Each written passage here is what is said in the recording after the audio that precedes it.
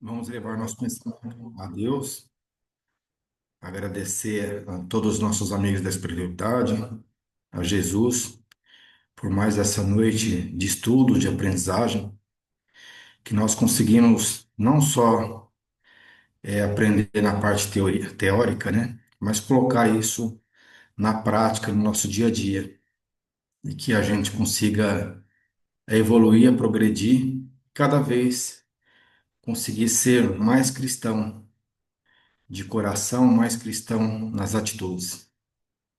Que assim seja.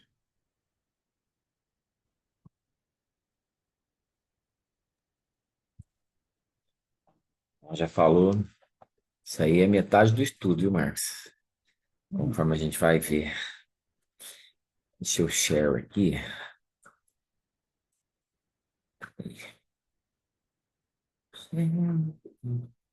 Fechei a aba, peraí que eu vou abrir.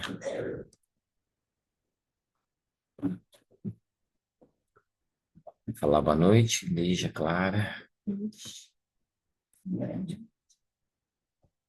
Assim.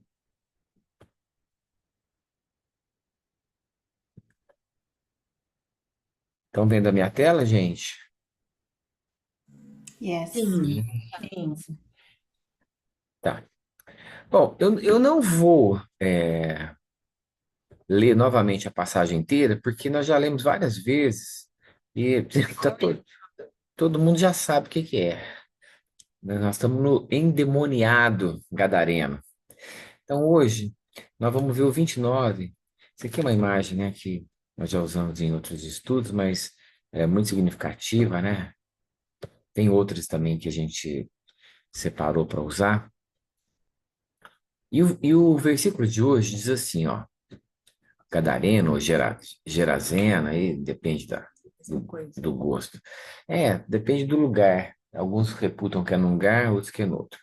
Aí diz assim: Pois tinha ordenado ao espírito impuro sair do homem, já que em muitas ocasiões o tinha arrebatado. Era amarrado com correntes e grilhões para os pés, mas rompendo as cordas era impelido pelo daimone aos lugares ermos.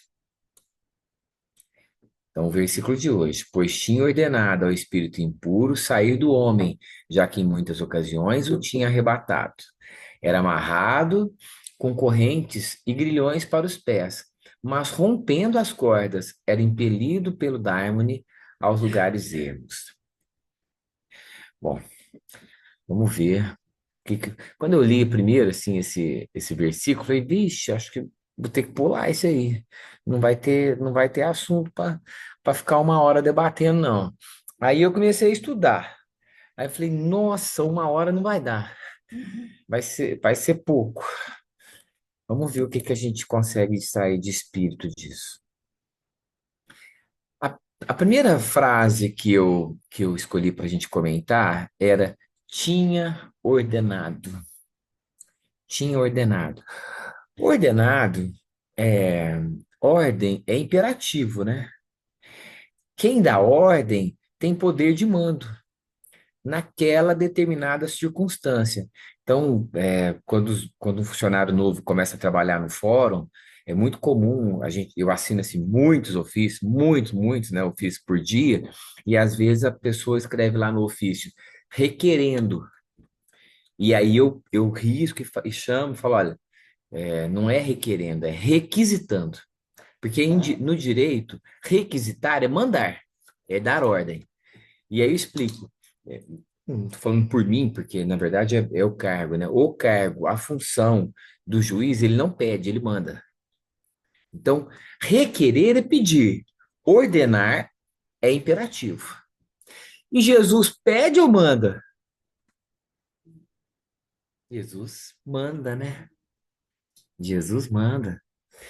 E ele fala, então o texto diz: tinha ordenado. E aí me ocorreu sobre falar um pouquinho dessa voz de Jesus, né? De como era isso. E me lembrei de um quadro chamado Triunfo do Cristianismo sobre o Paganismo. Como eu sei que aí para vocês está muito pequenininho, tá?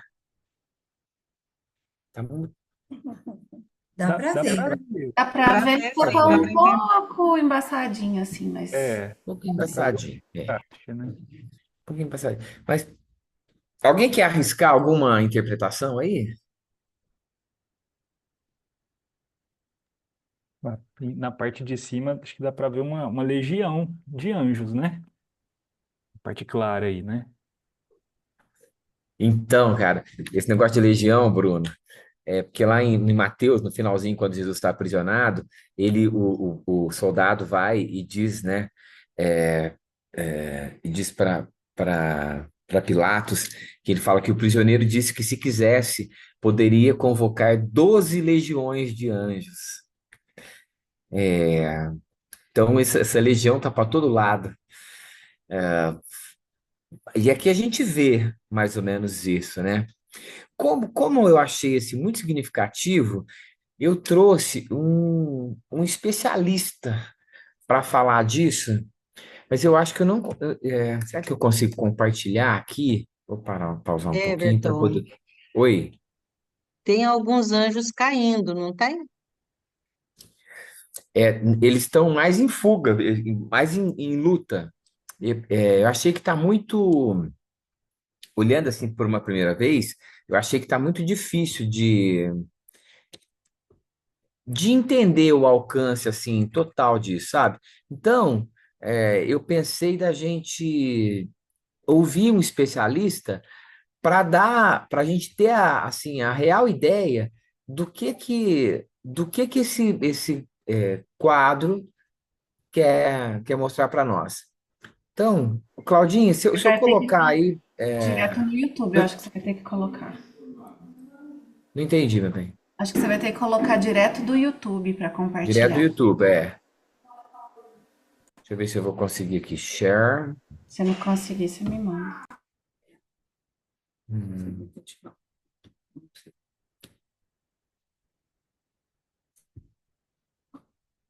Peraí. Tá, aqui já tá ativado. Vamos ver se eu consigo. Aqui, meu bem. Share sound. É, clica nas A duas gente visa o janelinhas vídeo também. também, pra ficar melhor pra gente ver. Tá, a partir do momento do minuto 4 não é muita coisa, não. Vou colocar aqui, porque a partir daqui, antes ele fala da, da discussão que esse pintor tinha com outro, mas aqui ele começa a falar do quadro propriamente. Se não der certo, vocês me falam se não está ouvindo. Na produção escolhida para a votação, podemos ver uma imensa obra de caráter vertical e Cristo no centro de uma esfera de luz, no topo, que nos conduz à visão de cima para baixo. Essa verticalização da obra é proposital. Assim, Doré tem o propósito de demonstrar a grandeza da vitória cristã. Afinal, a obra possui 3 metros de altura, em comparação a 1 metro da obra anterior de Moreau. A obra pode ser analisada e dividida em 2 pontos, cima e baixo. Na parte de cima, podemos ver que a centralização se concentra em Cristo que segura uma cruz. A geometria está sempre circular, com variações de cores que vão da mais escura para a mais clara, fazendo com que o foco seja sempre em torno de Jesus Cristo. Assim, o artista tem a função de representar o monoteísmo, pois toda adoração deve ser devotada a apenas um, Jesus. Além disso, a forma circular remete ao infinito, conduz à ideia de unidade, harmonia e eternidade, mostrando que nada será maior que Jesus. A luz no centro representa não só a força, mas também a representação celestial, mostrando que mesmo Jesus sendo um a ser adorado, não está em menor número diante dos deuses pagãos logo abaixo. Podemos também notar que são 7 círculos. O 7 possui uma simbologia na cristandade de meditação e reflexão, pois foi no 7º dia que Deus descansou, representando o triunfo também do Espírito sobre a matéria.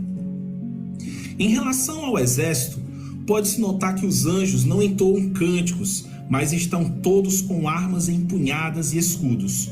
Ou seja, estão atacando o paganismo que apenas observa e não reage à grandiosidade do novo divino.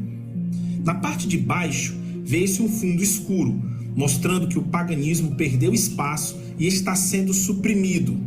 Na parte de baixo, podemos observar que o círculo se desfaz e tudo fica descentralizado, desconexo, pois assim o artista representa várias culturas e mitos que, na verdade, não se encaixam.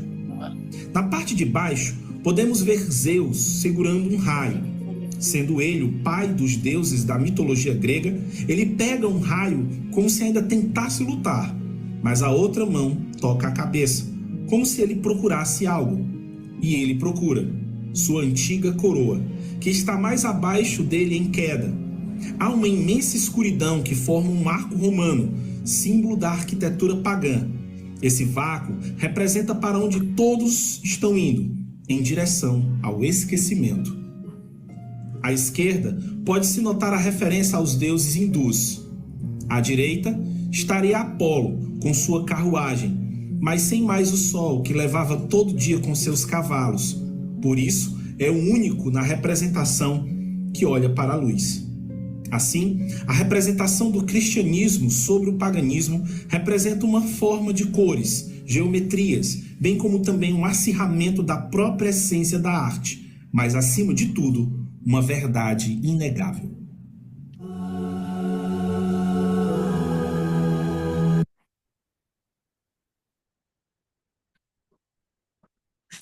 Profundo, né? Quanta informação, né? Como que consegue condensar numa pintura tanta coisa, né? Então, você vê um quadro de 3 metros, é, é muita informação que se traz de uma forma tão profunda e, de toda forma, esse quadro é de 1580, 1581, por aí, do século XVI, então. E aí, oi? Não é reforma, será? Enfim, Pode ter a ver com o movimento da Contra-Reforma, mas não sei se tem esse aspecto. Mas o que me chamou a atenção é assim, representado no quadro, é o poder de Jesus visto de uma maneira é, não pessoal, de uma maneira coletiva. Entende o que eu estou querendo dizer? Então, assim, num olhar, a gente pensa assim: Jesus venceu o mundo. Uma frase que o Divaldo dizia muito, ele falava assim: eu não venci no mundo, ele dizia, eu não venci no mundo, como no sentido que a gente fala assim: ah, fulano venceu na vida, né? Isso é um aspecto, né? Mas ele venceu o mundo, não venceu no mundo, ele venceu o mundo. São coisas diferentes. Pois bem. Na proposta do quadro, Jesus vence o mundo, mas de uma maneira impessoal, né? Que a gente está falando de história, estamos falando de filosofia, daquele pensamento que permeia, daquela religião que. Oi? teologia. De teologia, né?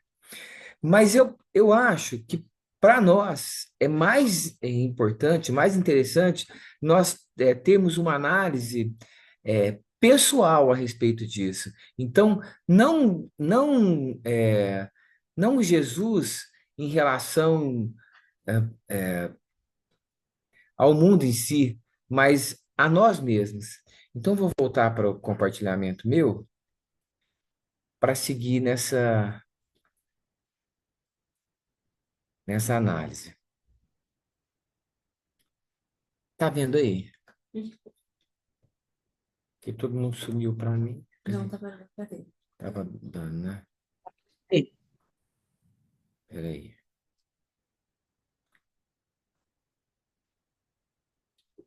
Só um pouco. Desmarca os quadradinhos, você desmarcou? Aqueles que você tinha marcado pro vídeo. Mas eu fechei o vídeo. Ah, precisa desmarcar? Precisa pra você ver a gente. Ah, por isso que eu não tô vendo vocês. Eu gosto de vê-los. Eu fico palestrante, se não ficar vendo a cara das pessoas, fica Se perde perdido. na palestra. Eu fui na faculdade de Direito terça-feira, aí o professor falou assim, doutor, pode falar 15 minutinhos se o senhor quiser e tal, né? Mas a carinha dos meninos estava tão bom que eu falei 45. Ah, porque tava vendo, né? Agora, sem ver, aí a gente fica assim. Bom, vamos para o Champlin, falando a respeito dessa passagem. Trata-se de uma longa narrativa para mostrar o grande poder de Jesus como exorcista, que ele podia resistir com sucesso ao poder da força das trevas, é fato usado pelos evangelistas para provar sua autoridade messiânica. Como dizer assim, Jesus tinha esse poder. Os judeus sempre tiveram um grande problema de aceitar um Messias que fosse o servo sofredor. Quer dizer, eles não aceitariam um servo que fosse só para sofrer. Por essa razão, os evangelhos dão muitos e variados argumentos em favor da missão messiânica autêntica de Jesus. O principal argumento é de que suas obras poderosas, mormente, quer dizer, principalmente os milagres. A tradição talmúdica, lá do Talmud, então, exigia que o Messias fosse operador de milagres. Outras dessas provas é a mensagem poderosa de Jesus. O Messias teria de trazer novos discernimentos e enriquecer a teologia antiga, mas o Messias também poderia fazer oposição bem-sucedida aos poderes satânicos. Então, na na confluência, então, o que eu quero dizer é o seguinte: os evangelhos não são escritos a esmo, né? Se as cartas de Paulo, a teologia toma como inspirada pelo próprio Cristo, e a gente lê em Paulo e Estevão, que Estevão, né, era aquele que ficou junto de Paulo em toda a sua existência, e Estevão, por sua vez, se inspirava no Cristo. Se as cartas de Paulo foram inspiradas por Jesus, o que não será dos evangelhos, propriamente, né? Então, essa narrativa de trazer uma descrição tão longa, vocês estão vendo que já faz uns 4 domingos que nós estamos aqui, né? E ainda tem coisa, ainda tem chão ainda. Então, para mostrar que esse homem, que esse Messias tinha efetivamente esse poder. E nós vemos isso banalizado na maneira do ridículo, muitas vezes. Por quê? Pela falta de autoridade moral de quem fala, né? Ficou claro nesse primeiro ponto? O poder. Então, agora eu queria falar um pouquinho do primogênito. O que é primogênito mesmo? Primeiro filho. Salvo engano, para os judeus, era o primeiro filho homem, né? Aquele que poderia, então, guiar, ordenar aquela, aquela família. E aí Paulo vai dizer assim a respeito desse primogênito. E sabemos que todas as coisas contribuem juntamente para o bem daqueles que amam a Deus, daqueles que são chamados segundo o seu propósito. Porque os que dantes conheceu, também os predestinou para serem conformes à imagem de seu filho, a fim de que seja ele o primogênito entre muitos irmãos. Nossa, não entendi nada. Calma. É o apóstolo Paulo dizendo assim: primeiro, que quem anda com a luz está destinado a ter as melhores oportunidades, as melhores chances para o seu crescimento. E que esses são predestinados, né, tomados por esse irmão maior que é o Cristo. Então, ele é primogênito no sentido de ser o primeiro filho, mas para nós, ele é primogênito no sentido de ser o maior dos nossos irmãos. E aí vou um pouquinho à frente. Talmud, desculpa, Talmudim era o nome pelo qual Jesus chamava os seus discípulos. Era essa a denominação, Talmudim. Talmud. Din, Din. é. O discípulo, agora presta atenção, o discípulo, ele aprendia com o mestre, e isso era importante como a gente aprende nas faculdades, universidades. Deixa eu explicar melhor. Com 5 anos, 5 para 6, eles iam estudar o Pentateuco. Gênesis, Deuteronômio, Números, os 5 livros de Moisés, a lei mosaica. Aos 10, eles sabiam de cor essa lei. Era a primeira fase. Depois, eles começavam a estudar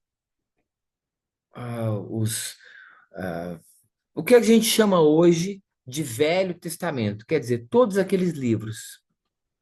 E aos 14, eles sabiam todos esses livros de cor.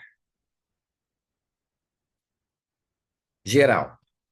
A partir daí, aqueles que se destacassem, que fossem brilhantes,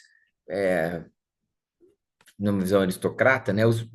Se eu puder falar, os melhores, não sei se esse é o melhor termo, é difícil, né? Eram escolhidos pelos rabis, pelos mestres, para serem seus discípulos. Então, vamos voltar em Paulo. Paulo foi escolhido por um dos maiores, por Gamaliel. Só que essa interação, ela não era uma interação de aprendizado. Havia um ditado que dizia assim, que o discípulo tinha que ser coberto pela poeira das sandálias do seu mestre. Como? É dizer assim, que ele tinha que estar tão próximo, estar tão junto do seu mestre, não para saber o que ele sabia, mas para fazer o que ele fazia. O Haroldo até conta Seguir os uma anedota. passos. Seguir os passos. Conta até uma anedota de um mestre, de um rabi, que se deita então à noite com a esposa e o discípulo está lá no quarto. E ele falou: o que você está fazendo aqui? Ele falou: não, vim aprender. Ele falou: não, aqui você vai para fora. Então, de tão próximo que eles tinham que ficar, não para ouvir o que se falava, mas para fazer o que se fazia. Esses grandes mestres, eles tinham uma interpretação, que era uma interpretação oral, daquelas 612 regras. Essas interpretações era chamada de jugo. E aí vem o mestre e diz: vinde a mim, todos vós que sofreis, pois que é leve meu fardo e suave o meu jugo. Ou é suave meu jugo e leve meu fardo. É Jesus dizendo que a sua interpretação era a forma mais plena, mais profunda e libertadora para que o homem alcançasse esse estágio, né? Estão vendo que eu não estou nem no meio e já foi O, metade do tempo. o jogo do Cristo são só 2 regras, né? São O 2 resumo, mandamentos. sim, né? É porque das 612 tinha virado 10. E das 10, ele ainda vai responder, né? Amar a Deus sobre todas as coisas e ao próximo como a ti mesmo. Só esses dois. Como é que tem a frase? É difícil fácil de falar, difícil de fazer. Que quando vem esse próximo na forma de neta, forma de fio, né? Aí é fácil. Mas tem outras caracterizações que são mais desafiadoras. Muito bem. Aí eu lembrei de Casimiro Cunha, quando ele fala do chamado de Jesus, ele diz assim: todo apelo da verdade, do amor, da consolação, é Jesus que te procura à porta do coração. Já pensaste? A mão do Mestre, que te alivia e te acalma, custou muito a despertar o íntimo de tua alma.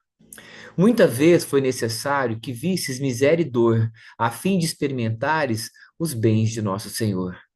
Atende à voz de Jesus, condição, trabalho, idade, nada empana sobre a terra a luz da boa vontade.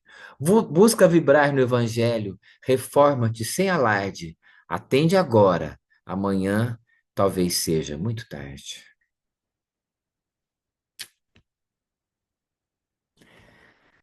Casimiro é bonitinho, né, gente? É leve, né? O jeito que ele coloca, né? Eu gosto muito dele e muito desse daqui também, ó. Cornélio Pires.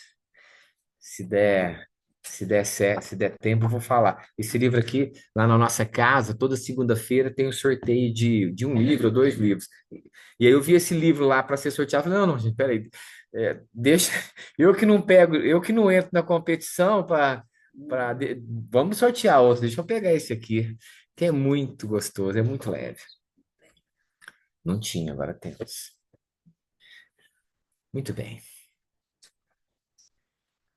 Essa daí eu vou deixar para o final, se der tempo, para para gente pensar a respeito. Busca Jesus é uma música é, de igreja, assim, não sei se é protestante, qual que é, não é católica, não. Que ô, Ana, talvez a Ana saiba falar. É protestante. É, né? É. Então, deixa para o final aqui para a gente preparar. E aí me lembrei, talvez eu já devo ter contado essa história aqui, mas eu gosto muito dela. Isso daí eu fiz agora à tarde, assim, na mão, rapidinho, e para poder mostrar aqui. Claro que não. É, eu me lembro quando eu entrei e eu peguei uma revista nacional, assim, que era entrevistado grandes juízes, né? E nessa edição foi entrevistado o presidente do Tribunal de Justiça do Rio de Janeiro. Ele havia sido juiz penal, criminal, né? Como eu. E ele, depois já tinha saído dessa vara e ele estava na vara das execuções penais. Na vara da execução penal é onde ficam os processos das pessoas que estão presas. Aí fica olhando se a pessoa pode progredir de regime, se ela tem que regredir, qual benefício ela tem, uma série de questões. Aí você vê. Ele foi chamado, foi convidado para dar uma palestra na penitenciária. O tema, liberdade. E ele recebeu o convite, já tinha aceitado de antemão, seu Vicente. E quando ele leu o tema, ele falou: Meu Deus, parece uma ironia. Um juiz falar de liberdade numa penitenciária. E ele ficou, como diz o mineiro, matutando. O que ele ia falar? Até que estudando, e homem brilhante que era, né? Ele falou assim: Mas a verdadeira liberdade, ela é íntima, ela é subjetiva. Ela não é de espaço, ela não é territorial, ela é psicológica, ela é mental. E ele preparou um conteúdo que fosse inteligível, né, para aquelas pessoas e levou esse conteúdo. E ele fez a palestra, e quando ele terminou a palestra, um homem que estava assim, bem próximo dele se levantou e falou: Doutor, o senhor se lembra de mim? E ele falou: Não. Ele falou, e aí ele diz: Eu tenho uma pena de mais de 20 anos e foi o senhor que me condenou, foi o senhor que me colocou aqui. E aí a gente fica, como diz no jargão, numa saia justa, né? E ele fala assim, meu amigo, se eu errei como juiz, eu te peço perdão, mas eu cumpri o meu ofício. E ele diz assim, não, o senhor não errou. O senhor me condenou e o senhor estava certo. Eu era culpado, mas eu queria agradecê-lo, porque eu era perdido no mundo. E aqui eu encontrei Jesus. Aqui eu me tornei cristão. E ele termina assim a entrevista dizendo assim que a plateia, os detentos, né, aplaudiram, vendo a emoção de um juiz chorar na frente de um réu que ele havia condenado a mais de 20 anos de prisão. Aí, olhando num olhar técnico, 20 anos de prisão não é comum num roubo. O roubo ele começa com 4 anos, nas formas qualificadas vai para 8. 20 anos começa quando é latrocínio.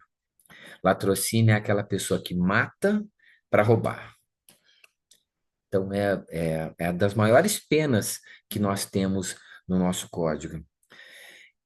E aí você vê, assim, como é que, como diz o Casimiro aqui atrás, né? Que ele fala assim, quer ver? Deixa eu ver se eu acho aqui. Ele diz assim, ó, é, muita vez foi necessário que visses miséria e dor, a fim de experimentares os bens de nosso Senhor. Porque se não fosse assim, não ia, né? Não fosse assim, muitos de nós não ia e não vai, né? Não é só que, que tá tudo, né? Não ia e não vai. Muito bem. Posso seguir? Quer falar? Ô, Everton, eu vou falar Oi. do Arautos do Rei, eles são adventistas.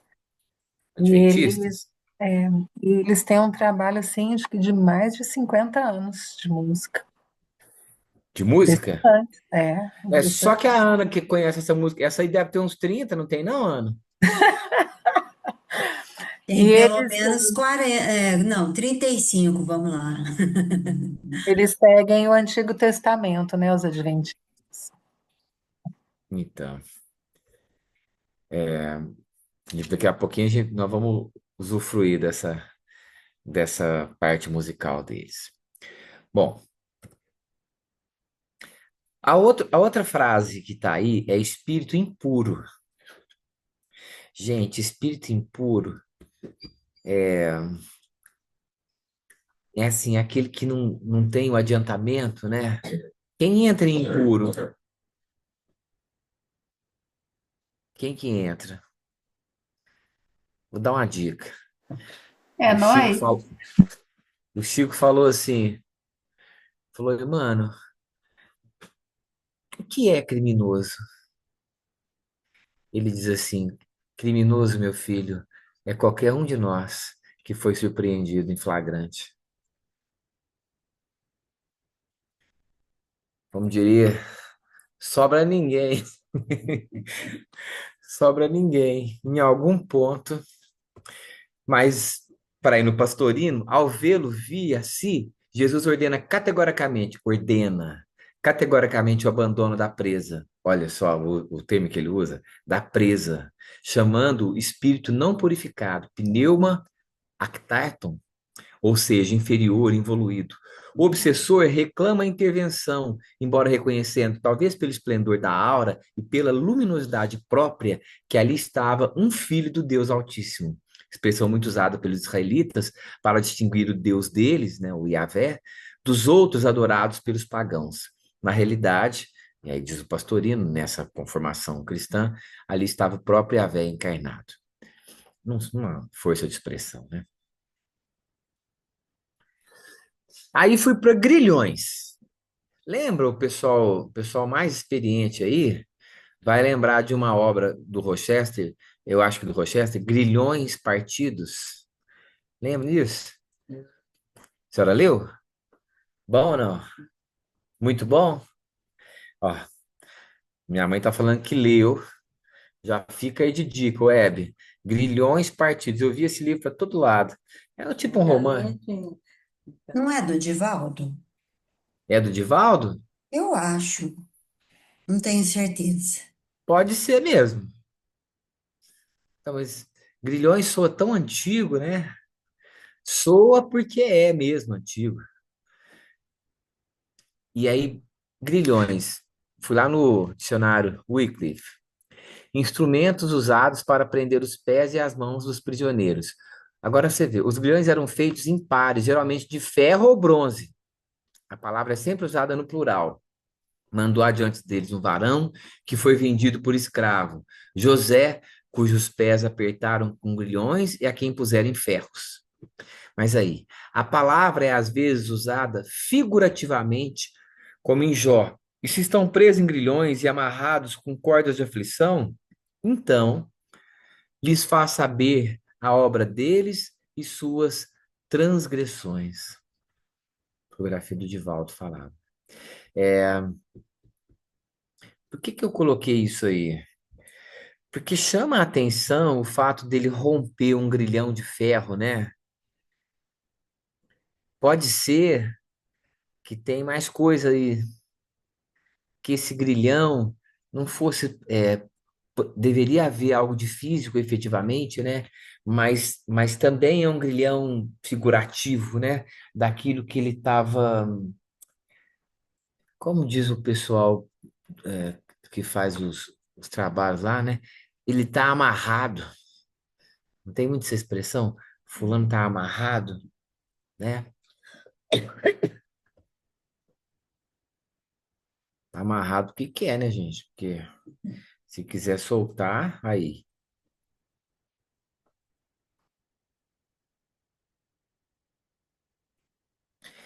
Aí eu peguei uma página do Deus Conosco, Emmanuel fala assim: não nos esqueçamos de que o passado fala em voz alta no presente. O hoje é o prosseguimento de ontem, tanto quanto amanhã será a continuação do nosso hoje. Por isso mesmo, cada criatura renasce na carne, trazendo no patrimônio congenial as características de que se investia nos campos do espírito. Doloroso é o espetáculo dos lares em que a discórdia e a enfermidade constituem o ambiente de todos os dias.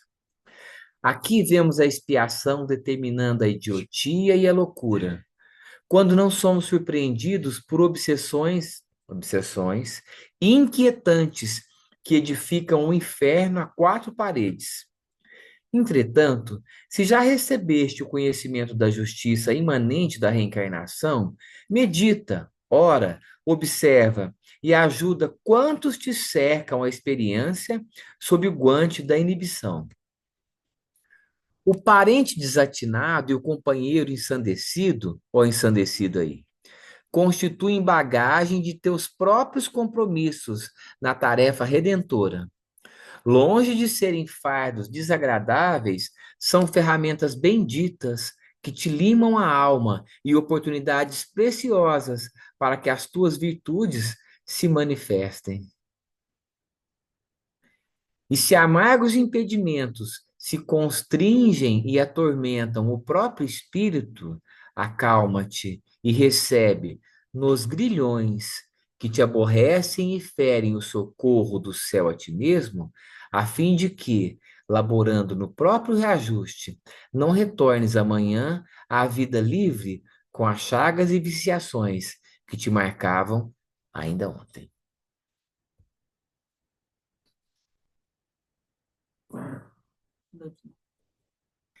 E se amargos impedimentos te constringem e atormentam o próprio espírito, a calma te recebe nos grilhões que te aborrecem e ferem o socorro do céu a ti mesmo, a fim de que, laborando no próprio reajuste, não retornes amanhã à vida livre com as chagas e viciações que te marcavam ainda ontem. Tem mais uma para completar, mas queria perguntar. Será que todo sofrimento a gente consegue se livrar dele? Será que na nossa vida, tudo que amarga, tudo que fenece, tudo que machuca, é possível que a gente se livre disso? Eu acho que enquanto não há o aprendizado, não. A hora que houver um aprendizado real, eu acredito que a gente se liberte daquele sofrimento. Mas, às vezes, precisa ser uma coisa bem profunda para a gente aprender. Então, Também tem, assim, quando é o outro que sofre e que a gente não tem na mão como resolver, esse sofrimento não acaba, né? Porque a gente sofre junto e não tem como resolver. Não depende de nós. Eu vou dar um exemplo concreto que nós discutimos aqui essa semana, proposta teórica aí, e a gente pensa. Uma pessoa, porque a gente está com um caso assim muito próximo agora. Você tem seu cônjuge, sua cônjuge, e por algum motivo, um acidente, uma doença, aquela pessoa se torna assim, que ela vai exigir cuidados o tempo todo. Entende a situação? Então, nós lembramos de dois casos, é, duas pessoas que se separam daquela, né, no caso, das mulheres, né? Não passam a não cuidar delas, né? E tal.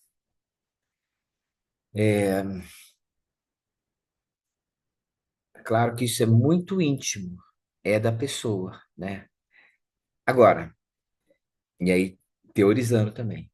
Se for, e aí, porque é a pessoa que sabe, mas se fosse da condição daquela pessoa, da, da, da sua, da sua proposta, do seu planejamento, cuidar daquela pessoa, daquele outro, do cônjuge, e ele abandona aquele a quem ele devia cuidar, parece claro que ele não está cumprindo o seu dever, não parece?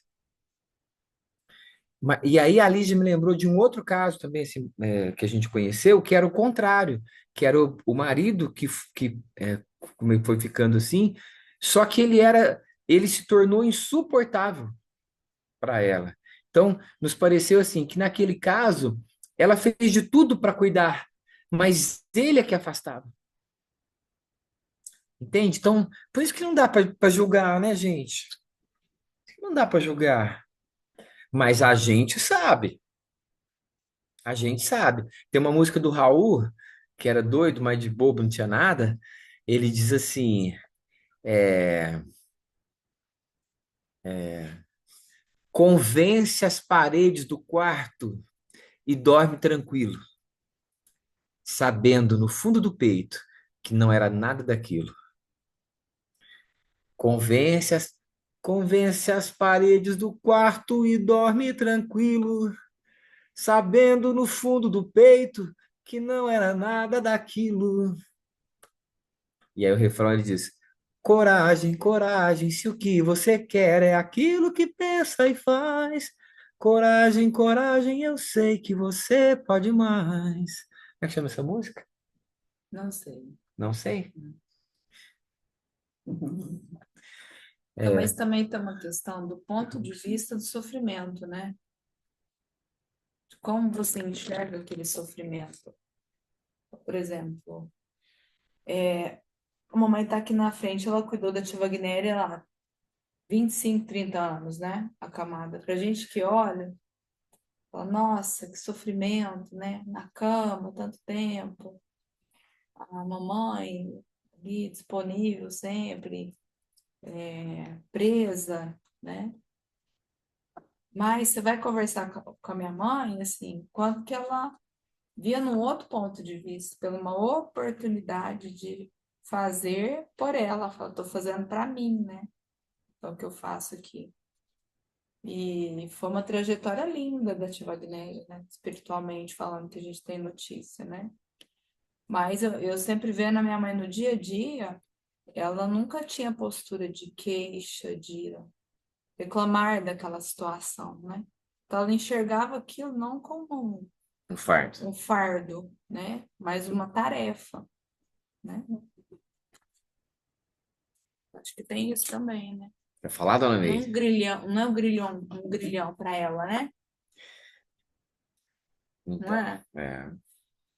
tem gente que é de pouca fala e muita ação, né? Você sabe A que isso poeira. aí aprendi desde há muitos anos, que a mamãe criou os meninos doentes, né? O Wagner doente, a minha irmãzinha lá, que faleceu, o bebezinho, tudo eu participei em tudo isso. Então eu fui aprendendo, né, a vivenciar aquilo que hoje é doído, mas a gente aceita, né, com uma certa aceitação, né, faz parte da trajetória da gente, né? Eu vendo assim, acompanhando, nem tudo é planejado. A pessoa pode fazer a menos, mas ela pode fazer a mais também. Ela pode fazer a mais. Então, assim, no caso da senhora, eu acho que é um desses casos aí. Ó, como está muito perto aqui do conceito, porque eu queria ligar, porque no caso que a gente está vendo do Gadareno, ou do Gazareno, é, havia uma perseguição, né? Então era um grilhão de fato. Mas sempre há a sua participação. Então, como tá muito a ver com o Cornélio Pires, vou ler para vocês, ó. Perseguidores. Por que teria Jesus, nos ensinos salvadores, recomendado a oração por nossos perseguidores? Resumindo as suas notas, meu caro Luca Ferraz, eis a pergunta concreta, que em suma você nos traz. Examinando a essência, a própria questão exposta, o ensino simples e claro por si demonstra a resposta. Quem persegue ou prejudica, em todo e qualquer lugar, como esteja, está comprando muita dívida a pagar. Se a pessoa perseguida exerce a paz e o perdão, a prova que experimente é degrau de elevação. Agora, depois da morte, no que tenho conhecido, são muitos casos amargos que vejo nesse sentido.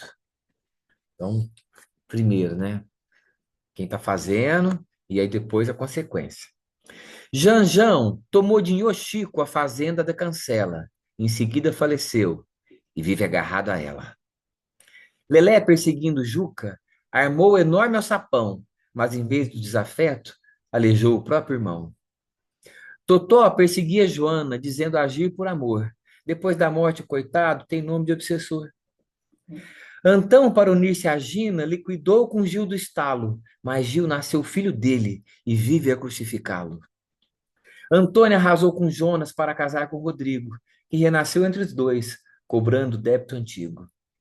Yoshiko tomava terras, ganhava qualquer contenda. Desencarnado é um fantasma, numa furna da fazenda. Vejam assim o ensinamento: vida correta é dever. Vale mais sofrer na vida que a gente fazer sofrer. Perseguindo o paciente, vive sempre melhorando. Quem persegue, sofre, sofre, e não se sabe até quanto.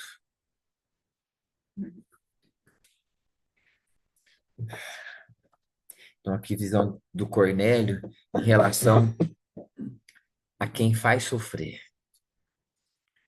E aí, finalizando essa lição, Emmanuel diz assim: cada criatura reaparece no berço com os problemas que no passado conduziu para o túmulo, e cada templo doméstico se compõe dos elementos que outrora se desmandaram em delituosas ações, a se reunirem para o serviço de recuperação coletiva.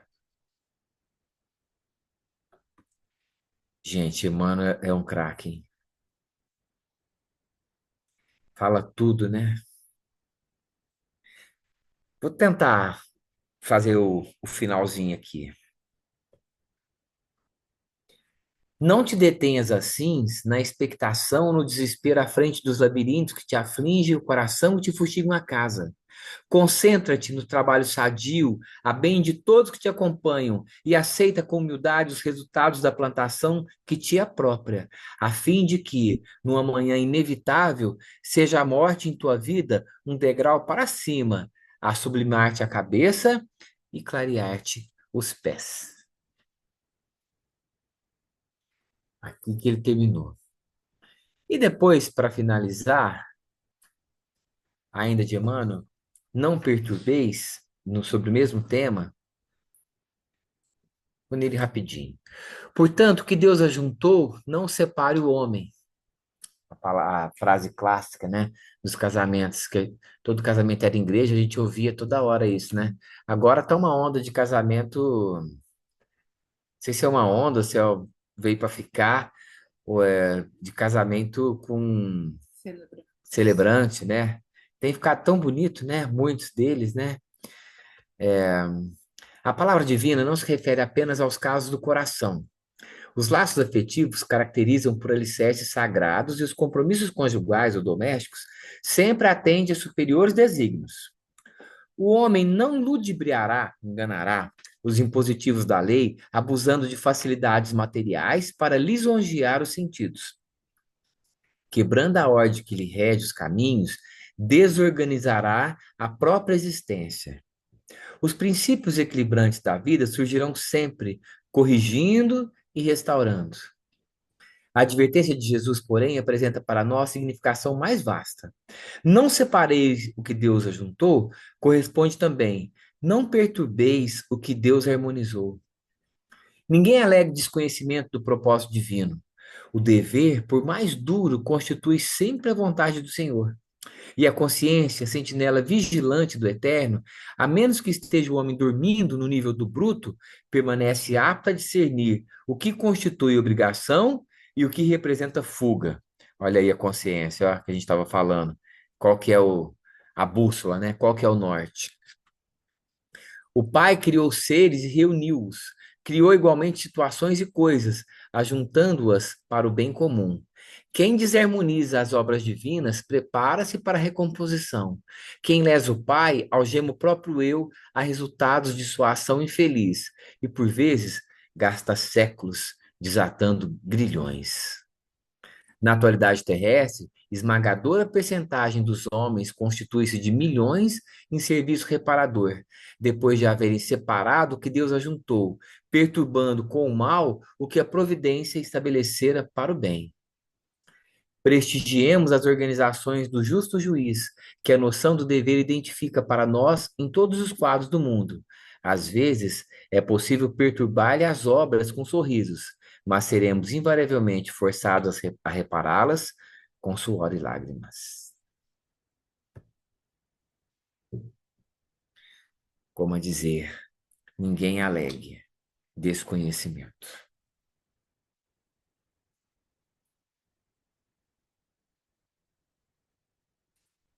Ficou muito pesado aí, gente?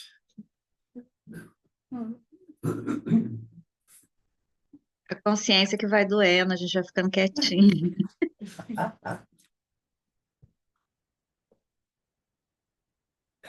Mas é Quanto interessante mais... que. Desculpa. Não pode falar. Na verdade, eu senti cuidado, assim, porque todos nós temos livre-arbítrio, né?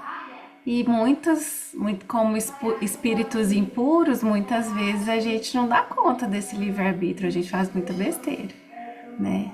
Então, quando os grilhões do impedimento vêm, é como se fosse um socorro do céu. Porque se você tivesse a liberdade de cair à tona ali e se embrenhar nos vícios e nas maldades, né? Que muitos espíritos procuram, então é o cuidado, né? A Maria tá aí com a gargantinha ardendo, que teve que tirar as amígdalas, né? E tá num momento assim que para ela é de dor, de prisão, não posso comer o que eu quero, beber água dói, mas daqui a pouco ela vai estar 100%, né? Porque ela tá desamarrando, né? Passando por esse grilhão aí, mas com cuidado de Jesus, né? E assim todos nós. Então, se eu olhar para esse grilhão como uma coisa ruim, eu vou sofrer muito mais do que se eu olhar para ele como um cuidado de Deus, né? Para me impedir de fazer coisas piores. Difícil, difícil, só a reflexão que vem, mas assim, no momento que você tá preso não é fácil não, mas se a gente conseguir, tá fechado, Everton. Mas então, nesse sentido, a gente pode ver assim, né? Se fosse responder de forma absoluta, a gente pode se ver livre de todo o grilhão. Talvez não no tempo que a gente queira, né? Talvez não no tempo que a gente queira. Tem um tempo dele, né? Porque o mestre diz assim: conhecereis a verdade, e a verdade vos libertará. Liberdade em sentido amplo, né? Eu Muito bem. me lembrei também do filho pródigo, né? Ouvindo tudo isso. E me lembrei de uma música antiga que fala, uma música assim para jovens, que fala assim: No nosso caso. sai dessa revolta, pensa e volta, quebra os teus grilhões. Então é a pessoa fazendo isso por esforço, né? Quebrar esses grilhões que não foi outra pessoa que colocou ali, mas ela mesma, né? Ele diz assim: Deus tem vida plena, vale a pena retornar e ver. Ver no amor antigo, o abraço amigo, a festa começar. Pois arrependido, mais um filho volta ao lar. Então eu vejo a quebra dos grilhões como uma volta a esse aconchego que é o pai.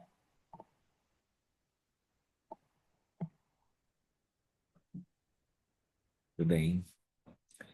A Miriam colocou o nome da música e é esse mesmo, porque assim nos dobra. É boa de cantar. E falando em música, vamos encerrar com música? Vai servir como nossa oração. Essa música, essa versão aqui tá ao vivo, mas eles cantam muito bem e que a gente possa sentir essa letra, essa mensagem que chega até nós.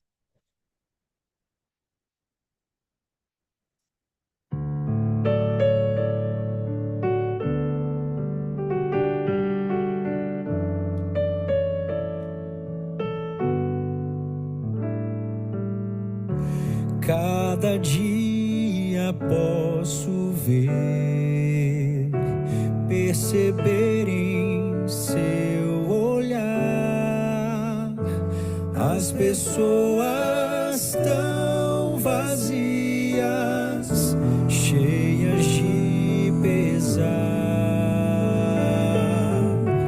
vivem cada vez mais sós, morrem sem amor. Um sorriso esconde a dor, só Jesus o vê. Busquem a Jesus, busquem a Jesus. Quando o sonho se desfaz, Ele dá a sua paz. Busquem a Jesus, busquem a Jesus. É preciso entender, Cristo dá sua paz.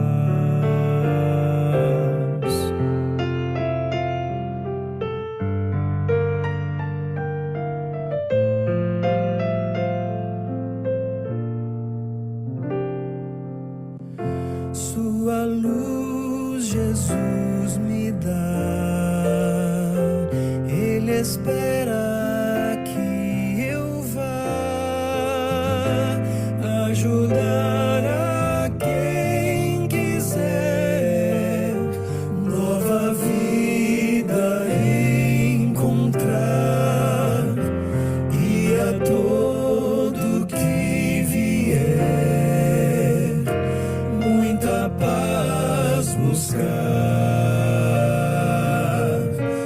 Novo sol irá brilhar, trevas nunca mais.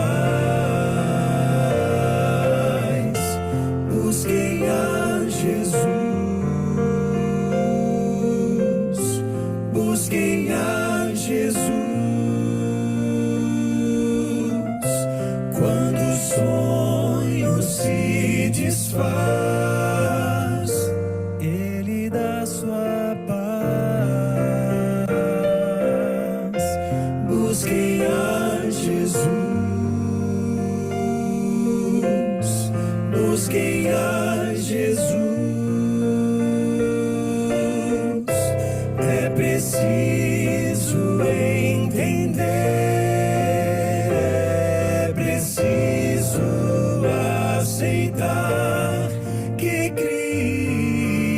Cristo traz a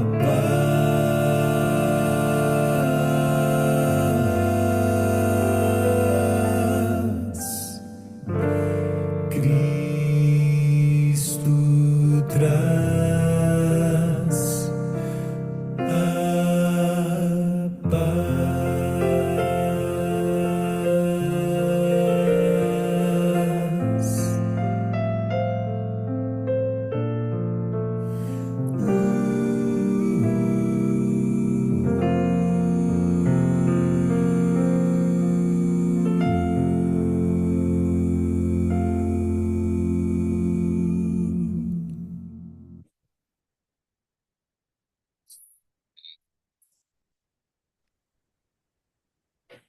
Maravilhoso, obrigada.